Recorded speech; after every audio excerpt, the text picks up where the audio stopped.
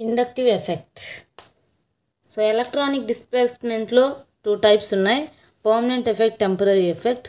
ఈ inductive effect అనేది permanent effect. Permanent effect ఏంటి? Displacement of electrons in a molecule without using reagent use చేయకుండా electrons displace అవుతే దాన్ని పర్మనెంట్ ఎఫెక్ట్ అండి. ఆ పర్మనెంట్ ఎఫెక్ట్లో టైప్స్ ఏంటి? Inductive effect, mesomeric effect and hyperconjugation. So first one, inductive effect. Induction of partial positive and partial negative charges between 2 bonded atoms. So 2 bonded atoms మధ్య ఆ bond induction జరిగి electrons అనేవి move అవుతాయి. So induction of partial positive charge and partial negative charge between 2 bonded atoms. ఈ bonded atoms మధ్య induction జరిగి partial positive charge, partial negative charge అనేవి form అవుతాయి. సో ఇక్కడ చూడండి, ఫర్ ఎగ్జాంపుల్ CH3Cl తీసుకున్నాం. ఇక్కడ క్లోరిన్ అనేది మోర్ ఎలక్ట్రోనెగటివ్ ఆటమ్ CH3తో పోలిస్తే. సో ఎలక్ట్రోనెగటివ్ ఆటమ్ అంటే ఏంటంటే ఎలక్ట్రాన్స్ అనేవి లాక్కుంటాయి, విత్డ్రా చేసుకుంటాయి.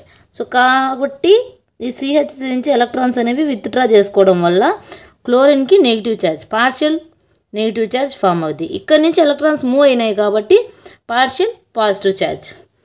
So drift of bond pair of electrons towards high electronegative atom. So bond pair electrons అనేవి high electronegative element side drift అవుతున్నాయి, మూవ్ అవుతున్నాయి. So next point, inductive effect operated only in sigma bonds. So మనకి pi bonds తెలుసు, sigma bonds తెలుసు, కానీ ఈ inductive effect అనేది only sigma bonds ఉన్నప్పుడే జరుగుతుంది. CH3Cl అంటే ఇక్కడ సిగ్మా బాండ్ ఉంది, ఇక్కడ పై బాండ్ ఉందంటే పై బాండ్కి ఇండక్టివ్ ఎఫెక్ట్ అనేది జరగదు.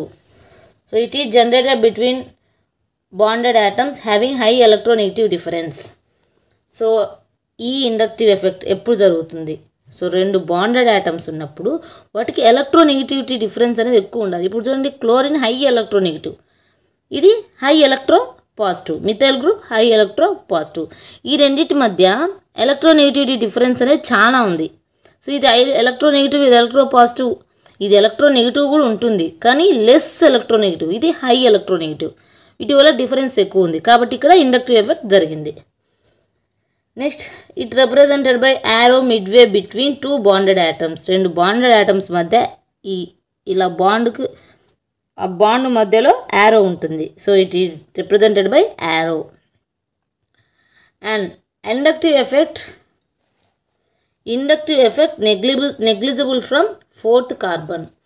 సో మనకి ఇక్కడ ఏంటంటే ఇప్పుడు ఇక్కడ ఇండక్షన్ జరిగింది, ఇండక్టివ్ ఎఫెక్ట్ జరగడం వల్ల ఎలక్ట్రాన్స్ అనేవి ఎలక్ట్రోనెగటివ్ ఆటమ్ సైడ్ మూవ్ అయినాయి కాబట్టి ఇక్కడ పార్షియల్ నెగిటివ్ ఛార్జ్ ఫామ్ అయింది, ఇటు సైడు పార్షియల్ పాజిటివ్ ఛార్జ్.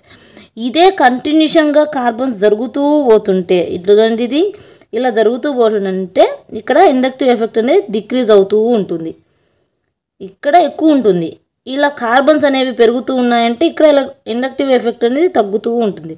కాబట్టి ఇలా ఎక్కువ పార్షియల్ డెల్టాలు వచ్చాయి. సో అంటే మనం అలా మెన్షన్ చేసాం, ఇక్కడ తక్కువ ఇండక్టివ్ ఎఫెక్ట్ ఉంది కాబట్టి ఇలా డెల్టాలు ఎక్కువ మెన్షన్ చేసాం. అర్థమైందా inductive effect? So inductive effect జరిగినప్పుడు partial positive charge, partial negative charge form అవుతుంది.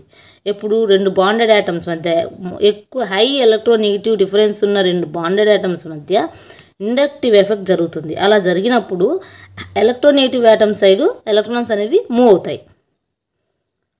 It represented by arrow mark.